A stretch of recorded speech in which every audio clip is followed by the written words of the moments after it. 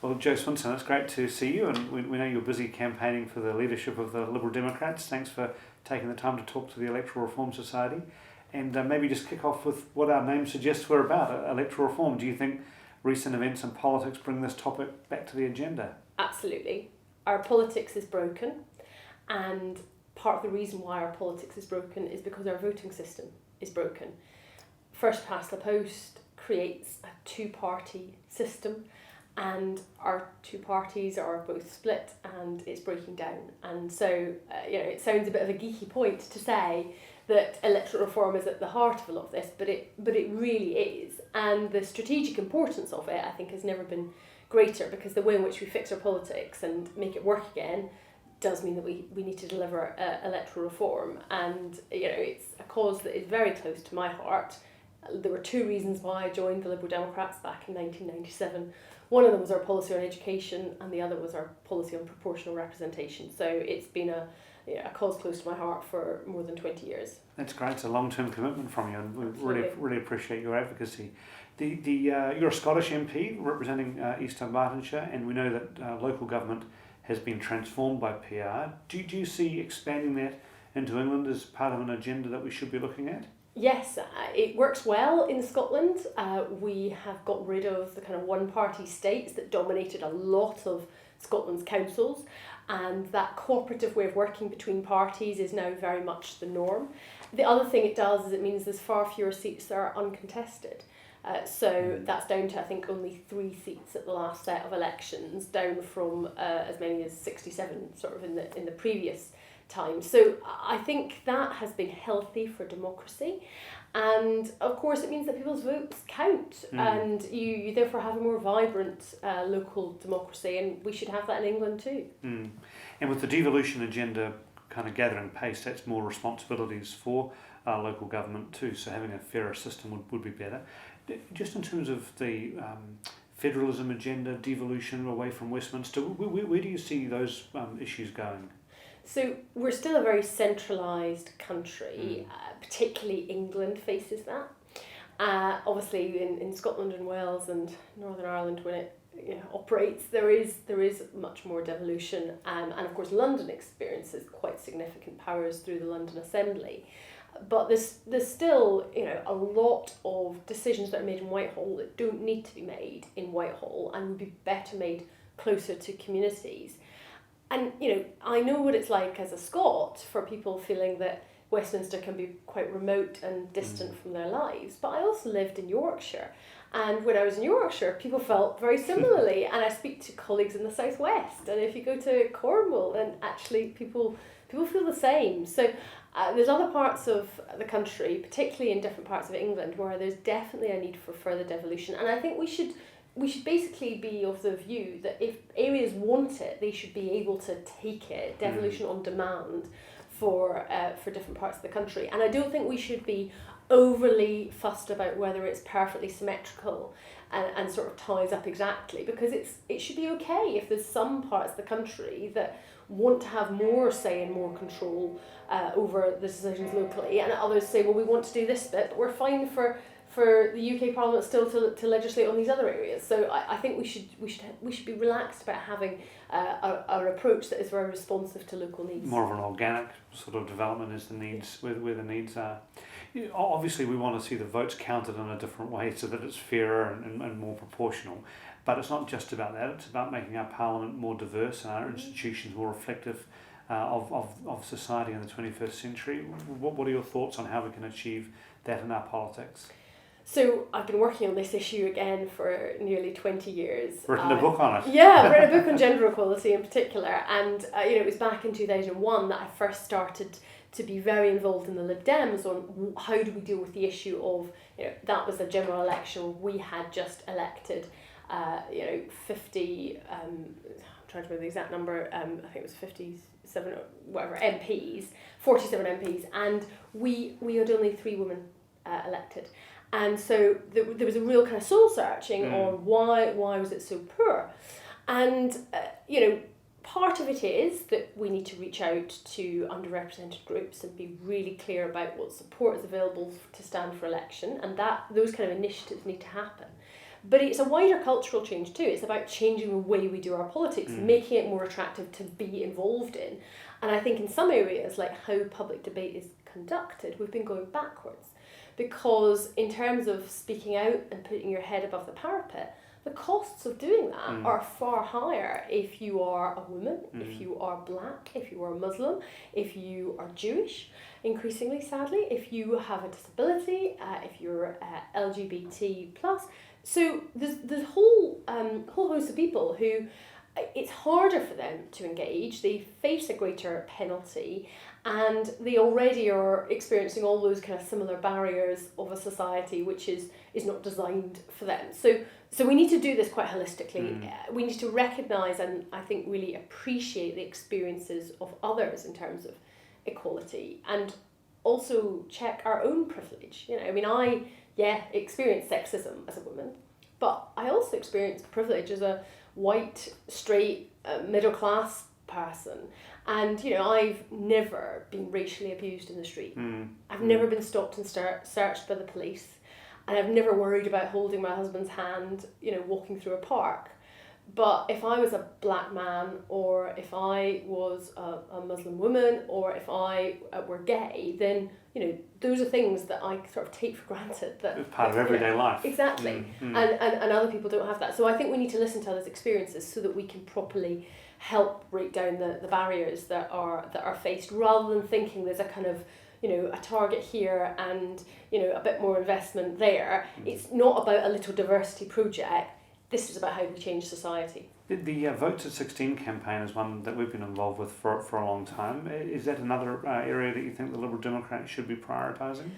Absolutely, and I've been a supporter of Vote to 16 actually since long before I was an MP and long before I was a Liberal Democrat member. In fact, I've got a cutting at home of when I wrote in, aged 12 or something, to the Early Times, which was a kind of young person's Times newspaper about lowering the voting age. Why isn't that on your wall here? Well, with all your it's in a folder, I think, in my loft. But so that, I mean, it's been something which I've long thought should happen. And of course, in Scotland, we've done it for all elections that aren't the Westminster election or the European elections. So for all the elections that are within the competence of the Scottish Parliament.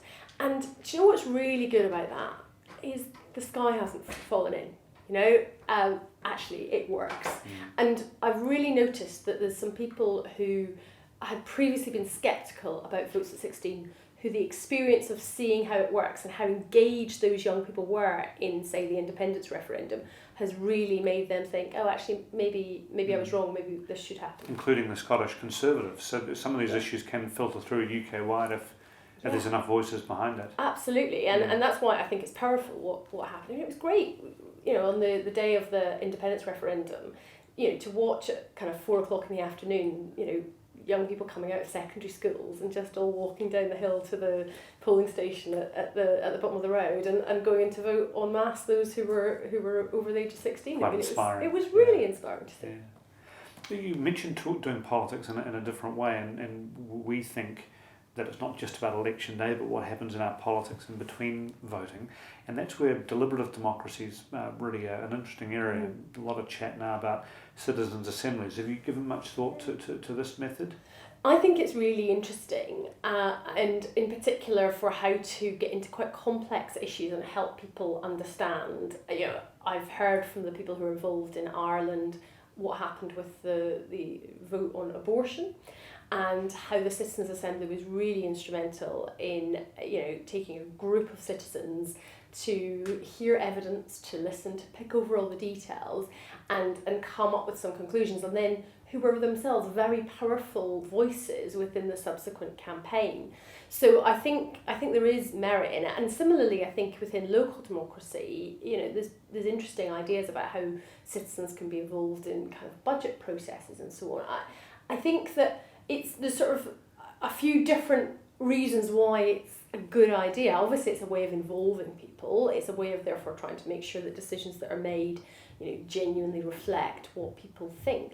I think it's also a way of helping members of the public to engage with some of the challenges and the trade-offs, because we all want to pay less tax and have much better services and not to have to ever make difficult decisions and everything to work brilliantly. But obviously the reality of politics is that not everybody wants the same thing. I have people writing to me constantly on opposing sides of the argument, so it does result in some people being disappointed. And so I think helping people to sort of navigate some of that, you might find some different ways through, and secondly, helps there to be a wider understanding of some of the balancing of different interest groups that is the stuff of politics. My grandmother from Fife used to say, everyone wants to go to heaven, no one wants to pay. Yeah, exactly. The solution of how you get these things, and I think citizens' assemblies can help resolve that. Do you think also they can be useful tools for elected representatives to gauge the public mood better? It feels at the moment it's so difficult to know what the public think on a lot of topics. I think, it's interesting. I mean, I've sort of done this in different ways in my 12 years as an MP. So I've previously had e-consultations where, I've taken, particular topics and, shared articles with people for or against, and anything from assisted dying to, whether parking charges should be introduced, and then so from local to quite philosophical issues, and then ask people to give me their thoughts and to vote, but also to give me their reasons and the rationale, and that's quite an interesting exercise. And then obviously it's a lot easier now with the digital tools available to run surveys on again local and national issues to understand what people's views are, and I've done that on local train services and local town centre developments. So I think that is really important to be able to listen and get that feedback from people. And of course you've got all of your surgeries and people writing to you and going door knocking, all of those tried and tested ways of doing it, which are. But there is more than one way, isn't there now? Well, exactly. You've got to listen to lots of voices. You've got to find lots of ways of doing it. Exactly, and go where people are. Can I ask you about the House of Lords? Yeah. And probably that's what I need to say. Tell me what your opinion is on the House of Lords. So there's some amazing people in there who do a very good job, but it's undemocratic, and therefore we should replace it with an elected house. And that's been our policy for I think the entirety of our party's existence over 30 plus years, and indeed it's it's unfinished business. I think you can go back in about 100 years to when this was expected that it would be completed. It's obviously proved very difficult. We tried really hard in the coalition government to make progress on this, and as ever there's vested interests, and it can be difficult to make happen. But I still think it's an issue that we do need to drive through that reform. And albeit I have a different role for the House of Lords, a different type of election. I mean, I'm attracted by some of the ideas of kind of single terms that are for a much longer period of time, for example. So you still get a chamber where there isn't the kind of short term eye on the immediate next election, and you can have an independence that I think is harder with a body that is elected every 4 or 5 years. So I think, and also you might attract people to it, from different routes. So I think there's ways of doing that, but yeah, I mean, making progress on it has always been difficult. And so also, although I want 100% elected House of Lords, could I live with something where you got at least to 80% and then tried to make some more progress, then yeah, I would sort of say I would have a degree of pragmatism about my approach to it as well, because getting some change is it's kind of how our democracy does. Better than nothing at all, isn't it? Yeah. Just finally, Jo, in a few months it will be the 10th anniversary of the 2010 general election, which is a lot of water's gone under the bridge in that decade. But that's probably the last time that democratic reform issues featured in a big way in a general election campaign. It feels like a similar kind of moment to that again now with everything we're seeing. So to what extent can we rely on the Liberal Democrats to be pushing those sorts of issues in whatever capacity in government it may find itself serving? Because on these current opinion polls, with random results of first past the post, you could be leading a government, you could be participating in a coalition, you could be doing confidence in suppliers. So what confidence can we have that these issues we need to see seen to will have Liberal Democrat voices pushing for them after the next election? Well, you can have every confidence the Liberal Democrats are the party of electoral reform, and we have been strong supporters and will continue to be. And let's be clear, I am aiming to lead that government. There is no limit on my ambition, because these are very volatile times in politics, and who knows what's going to happen. And what I think needs to happen is to have a positive liberal alternative to the nationalism on offer from Boris Johnson and the populism from Jeremy Corbyn, which will actually take our country forward with hope and with optimism.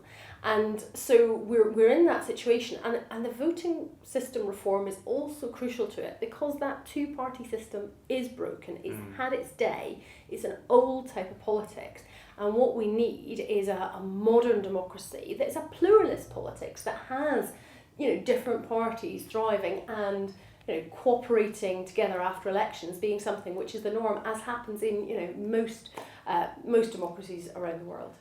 Great. Well, Jo Swinson, we know you're busy running an energetic and active campaign for the leadership of your party, and we really appreciate you taking the time to talk to us about what we think are really important issues for the whole UK. Thank you. My pleasure. Thank you.